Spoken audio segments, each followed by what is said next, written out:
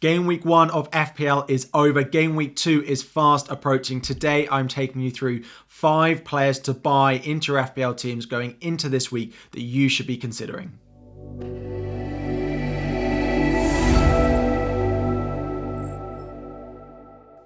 What is up, everyone? FPL Harry here, and today we are having a look at my 5 players to buy.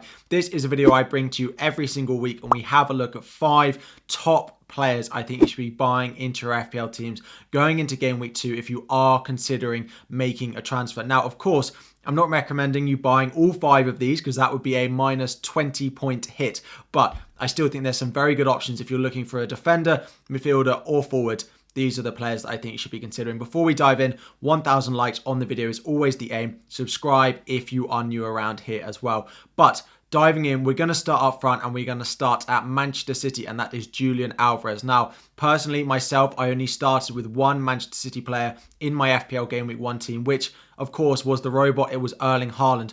I didn't want to go in for too much rotation. I didn't go for John Stones, who of course was then not in the squad. I didn't opt for Phil Foden as well. However, with the injury to Kevin De Bruyne, I am very much looking at Julian Alvarez. Alvarez didn't start in the De Bruyne role, but with De Bruyne out, is very, very likely to fill in his position. Got 5 points in that game, picking up an assist. His expected numbers were both pretty good as well, with 0.35 expected goals per 90 minutes that he's been on the pitch and 0.37 expected assists. Now, of course, this data is only based off one game, but still expected to return just under a return in that match is a really, really good way to start. Now, looking at the fixtures for Manchester City, they do play Newcastle at home in game week 2, but it is at home. It is where they perform best. Haaland is best there. Manchester City are best there as well. And then after that, the fixtures are really, really nice. So if you have a forward issue in your team, a lot of people are moving to Alexander Isak. I really recommend not going to Isak because the fixtures are not what you want.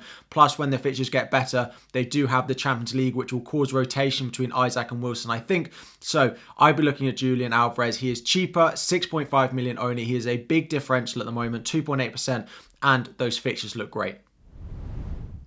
Next up, we go into defense, and it is Rico Henry. If you are looking for a 4.5 million defender, for me, Rico Henry is the #1 option I'd be buying into my team going into game week 2. Now, if you have a little bit more money, we'll talk about a bit more expensive defender in just a moment, but if you need a cheap defender, Henry is the man for you. 4 points in game week 1 against Spurs at home. They didn't keep a clean sheet, but he looked so good going forward. Of course, picking up an assist. He could have had more attacking returns.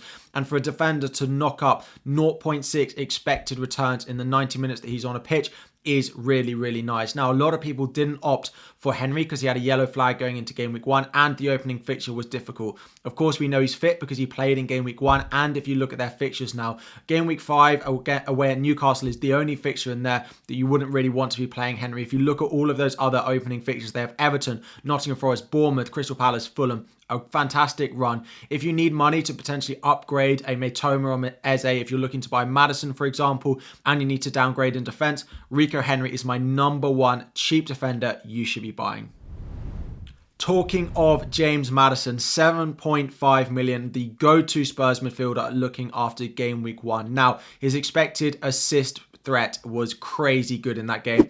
Almost predicted to get a whole assist, which for underlying data is really, really good. Got 9 points, picking up 2 assists, assisting both of those goals. Now, it is worth noting that the expected goals for Maddison in that game wasn't that great. He wasn't getting into the box, wasn't taking a lot of shots, but you are really buying Maddison for his assist threat. They do play Manchester United, but it is at home in game week 2, and Manchester United looked pretty weak in their Monday night fixture against Wolves, and then after that, Bournemouth, Burnley, Sheffield United in the next three of the best fixtures you could be asking for at the moment. A lot of people will be looking to go and buy Maddison. He's only 12% owned, but he's one of the most talked about assets in the game at the moment. Probably the #1 midfielder I'm looking to transfer into my team as well. Those fixtures there are really, really nice. One to consider, and I wouldn't sleep on him just because he's got Manchester United this week.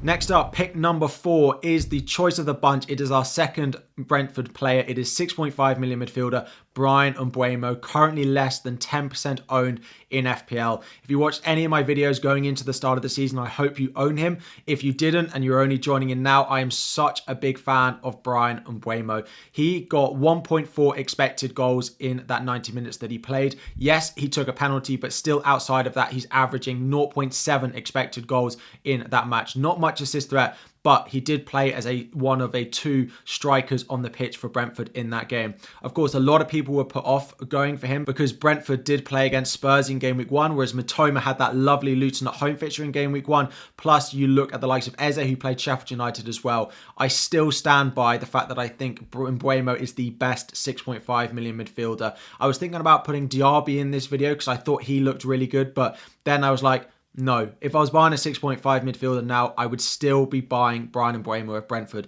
He's on penalties. He's on some set pieces and some corners. However, Janssen, who took some of the other corners and some of the other set pieces, went off with an injury in that game week 1 fixture. Now, he might be back, but if he's not, that means Mbeumo is likely to take even more of those set pieces. And we know with the likes of how tall their defence are, with Ben Mee potentially coming back in as well, how good they can be from set pieces, and Mbeumo taking them, it's just another route to points. He is that focal point of the Brentford attack. Plus, when there is an early substitute for Visa, which there was in that game, it leaves Mbeumo being even more focal to their forward line. So 6.5 million, he is great. If you can't afford Maddison, even if you can, he is the best cheap midfielder in the game for me. And finally, for me, probably the number one transfer target in FPL at the moment is Ben Chilwell at Chelsea. He's already risen in price. He's gone up to 5.6 million, but is still less than 20% owned. Less than 1 in 5 teams have Ben Chilwell in their current lineup. He was playing so far forward. He was playing as a sort of second striker. He was in the box so much. He could have scored. He got a goal ruled out for offside. He could have scored again, and he picked up an assist. Now, the underlying data is not that great, but you need to look at his positioning. He got 7 points in that, played just under 90 minutes, got taken off as a sort of bit of a structure change for that Chelsea lineup. The fixtures as well, people didn't pick him for game week 1 because he had that Liverpool at home fixture. But from game week 2 onwards, just look at those fixtures. West Ham, Luton, Nottingham Forest, Bournemouth in the next 4. If there is a time to buy Ben Chilwell, it feels like now is that time. I do like Reece James on the other side, and although Chilwell was very far forward, that was really because Chelsea noticed that Trent Alexander-Arnold was a weakness for Liverpool. If the weakness is on the other side, we could see Reece James being the far advanced fullback. So both of them are nice, but I am going for Chilwell because he did take a reasonable amount of set pieces and corners as well. 5.6 million, 18.1% owned. For me, the best defender in FPL at the moment to be buying.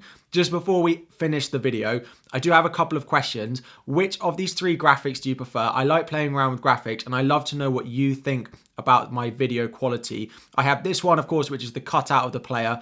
I then have the option with a little bit of a border, but using the whole image of the player, and then the whole image of the player without the border and a bit of a drop shadow around them, a bit of a lighting change around the picture. Let me know if you like 1, the cutout, 2 with the white border, or 3, just the player picture. But that's all we've got time for. Drop all the questions you have about your team in the comment section down below. Let me know which of those Chilwell graphics you like the most. Thank you all so much for watching. Like if you haven't already, subscribe to the channel as well. Good luck in game week 2 if I don't see you before then, but we'll be back with a team selection probably tomorrow. So I hope to see you then, and I'll be back again very soon.